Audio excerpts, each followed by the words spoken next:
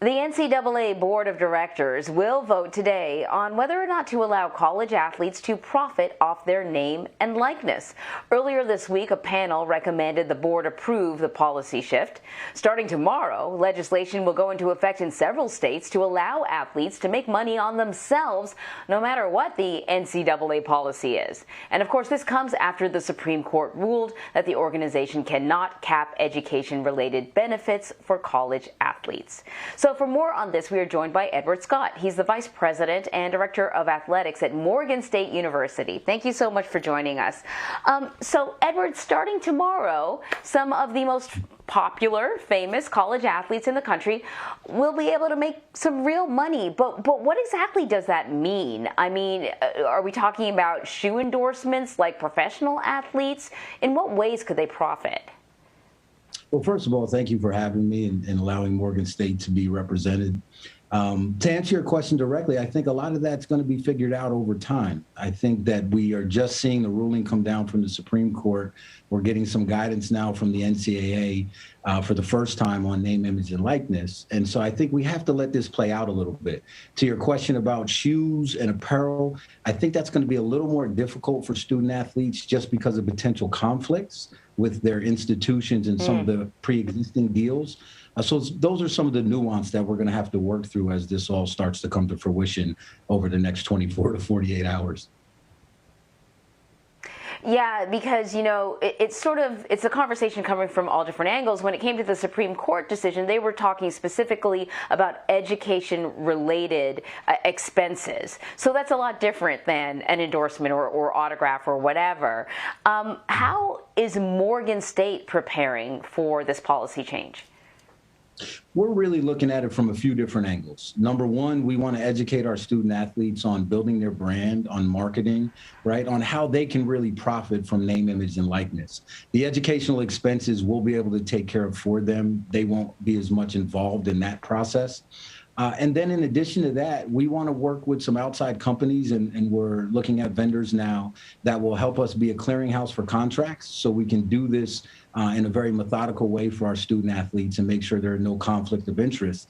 And then frankly, what I don't think a lot of folks are talking about, and something I think really needs to be mentioned, is the fact that we have to talk about the tax implications and some of those issues that student athletes and students in general normally don't deal with because they don't make a great deal of compensation. But I would hate for one of our student athletes to make, let's say, $50,000 a year for 4 years, leave Morgan State University, and then find out they haven't filed their taxes appropriately, and then get their wages garnished. So I think there are education on all sides of this that will put the student athlete in a position where they can profit, but do so the right way. That is a great point. And then I thought, you know, they're going to need assistance. And wherever there is money, there are always people willing to take advantage of, you know, people who may be less experienced who have money. So it opens up sort of a whole list of questions. And here's another one. Are you concerned about equality and equity? I think we all remember, you know, the March Madness when the female athletes went on social media and showed what their gym looked like and how pathetic it was. So the NCAA sometimes doesn't have the best record when it comes to making sure that, you know, female athletes are getting what they need. But also, you know, what about less popular sports? I don't know, like lacrosse or something, as opposed to football. Is there a concern that what we might end up seeing are, you know, some athletes benefiting greatly from this policy shift and other athletes being left out?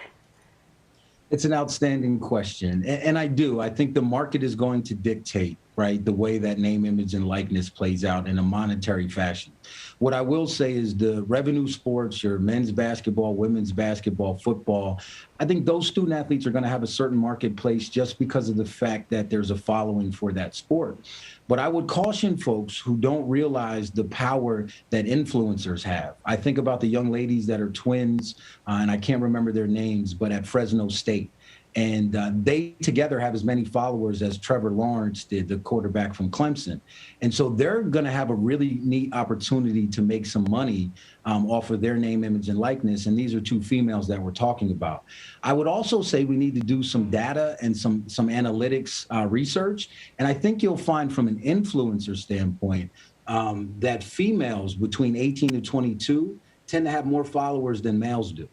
And so I think that we're actually going to see some equity in ways that we didn't anticipate, because I think that females in particular will have a chance to leverage their name, image, and likeness just in ways we haven't discussed. My one concern, though, is for low income student athletes, and looking at our demographic at Morgan, where most of our student athletes are first generation or low socioeconomic status. Those students can be preyed upon, to your earlier question. So I think we're going to have to look at the equity piece, not only from a gender standpoint, but also looking at those who come in prepared to profit off their name, image, and likeness, and make sure that we provide them the guidance and the resources around them so they're not taken advantage of. Now, we know that some of these big ticket sports like basketball, like football, bring in an awful lot of money for the colleges. And that money is redistributed, right? It goes to educational programs and what have you. I don't know how, but could this shift, if there is a shift in policy, could this impact the money flow to the rest of the college, either for better or for worse? In theory, the answer is simply yes, right? If we have a sponsor, let's say we have a corporate sponsor that gives Morgan State $100,000 a year, and with the shift in the landscape now with name, image, and likeness, they want to shift those funds to student athletes, then yes, the student athletes will profit personally, but that would have a negative impact on our bottom line and our operating budget in the athletic department, which in turn funds those other sports that you're talking about that do not bring in revenue. And that's basically everything outside of, football, men's and women's basketball. So yes, there is a very real opportunity there. My hope is that we can work together with the student athletes to find a way where there's no conflict of interest with certain sponsors and certain revenue streams. So this way we don't eat into the money that the athletic departments need to provide a meaningful student athlete experience, while still giving our student athletes plenty of opportunities to be able to earn some money and to profit off their name, image, and likeness. And I think over the year or two, we'll start to figure out what that is. Anytime you make changes, the pendulum swings heavy from one side to the other. And we know that it's really going to end up somewhere in the middle. It's just a matter of how long before we get there. Yeah. Following the Supreme Court's decision, the NCAA released a statement saying, quote, that it remains free to articulate what are and are not truly educational benefits. So that was, the decision of the Supreme Court was that you could not put a cap on the educational benefits, and which, leaves open the question, how would you define it? Do you need a new car to get to class? Is that an educational benefit? I don't know. But, the NCAA has been fighting this for a long time. Why does the organization care if athletes who work really hard, who put their bodies on the line, who cares if they profit a little from their hard work? It's not that the NCAA, first of all, is the member institutions, right? In fairness to the folks that work and live in Indianapolis, they are the folks that carry out the legislation that we enact, number one. Number two, I think it goes back to your question about equity, right? At Morgan State, I want a fair chance to be able to recruit a student athlete just like any Division I institution across the country. And so if we don't have guardrails, if you will, in place that we all have to abide by, then it becomes the wild, wild west. And I think that's really the concern. And to answer your question directly, one of the things we can do is simply say, as a conference or an institution, and this will keep it out of the courts from the antitrust piece from the Sherman Act, we can say that cars are not educationally qualified expenses. Right, that a student athlete doesn't need a Mercedes to be able to get from Baltimore City, downtown Baltimore, to Morgan's campus. And I think that would be fair. Now, we have to be judicious in how we look at that, but we also have to understand that we need to be able to help our student athletes. And we're in a position now where there's a lot of money being shared. And so we need to be able to share it with the student athletes, but also not be so absurd that we're giving somebody a Range Rover just to go to and from class. I would argue that a reasonable person who knows nothing about college athletics would say that's probably not necessary for an educationally related expense. Now, one of the other counter arguments, not just from the NCAA, but even from college sports fans, is that, when you start forking over big bucks, that the spirit of this competition is lost, that these are amateur athletes and they're doing it for the love of the sport, even though they are also getting an education, and that is going to sort of dissipate with the introduction of more money. Now, Justice Kavanaugh, when he wrote his decisions, one of the things that he said was, this argument would not fly in any other industry, and he specifically used the restaurant industry as an example, and he said, listen, a bunch of restaurants can't get together and lower the wages for their chef and argue, you know what it is? It's that restaurant patrons really like the food from, chefs who aren't paid very much, that they're doing it just for the love of cooking. Are you concerned, or do you think it's a valid argument that something might be lost now in terms of the spirit, the integrity of the game, now that, some of these athletes are going to be able to make some good money? Well, I'll go in reverse order. First, no, I don't think name, image, and likeness or educational related expenses is going to shift the paradigm where folks won't want to watch college athletics because they're going to feel like it's professional sports, right? I don't think that's going to happen. I will say, in regard to your question about Justice Kavanaugh, for a conservative, I thought he was very liberal in his application of the Sherman Antitrust Act.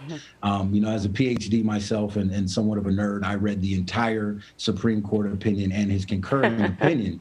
And it was very clear in the original opinion that the Ninth Circuit and the lower courts said that the student athletes have not proved the burden that they needed to say that they should be compensated above educational related expenses. So I think that's been decided. Now, will we see more lawsuits? I think the answer is yes.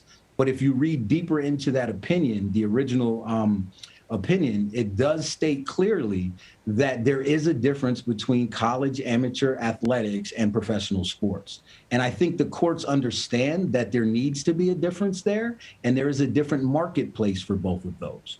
And student athletes who want to go pro can do so. And so I think there's a way that we can protect the sanctity of the amateurism while still being flexible and evolving with today's student athlete. I think that's my job as an athletic director, and I hope my peers across the country will join me in evolving in this space and making sure we do what's actually right. Edward Scott, great conversation. Thank you so much. The pleasure was mine. Thank you for having me.